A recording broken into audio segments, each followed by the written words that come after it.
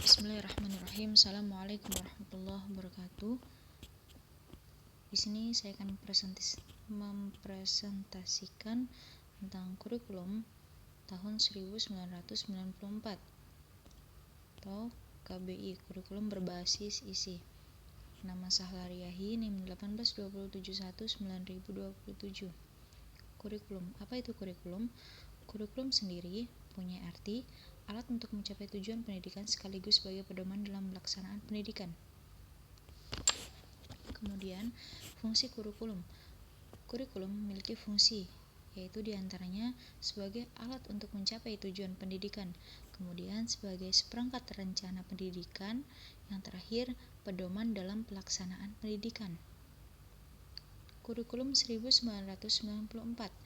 Kurikulum ini termasuk kurikulum operasional pendidikan yang disusun dan dilaksanakan oleh masing-masing satuan pendidikan yang ada di Indonesia.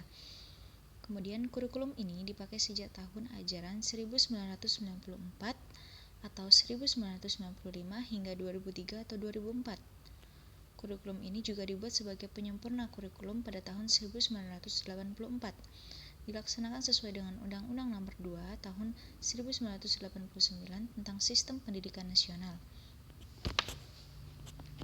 Kurikulum 1994 memiliki ciri-ciri. Yang pertama, pembagian tahapan pelajaran sekolah dengan sistem catur wulan.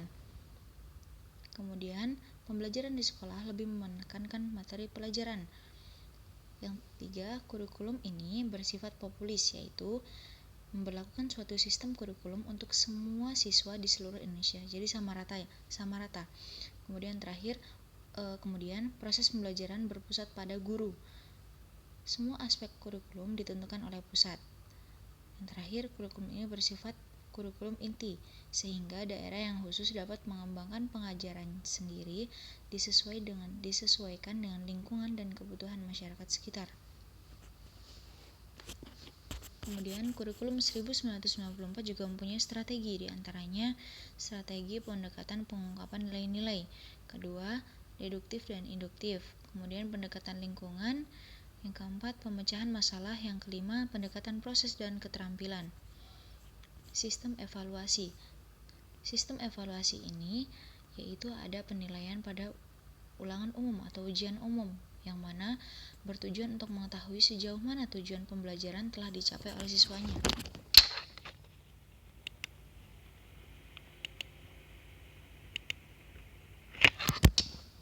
Kemudian terdapat penilaian ulangan harian, bertujuan untuk mengetahui kemajuan belajar siswa menurut tujuan khusus pembelajaran dan untuk mengidentifikasi tujuan khusus dalam pengajaran selanjutnya.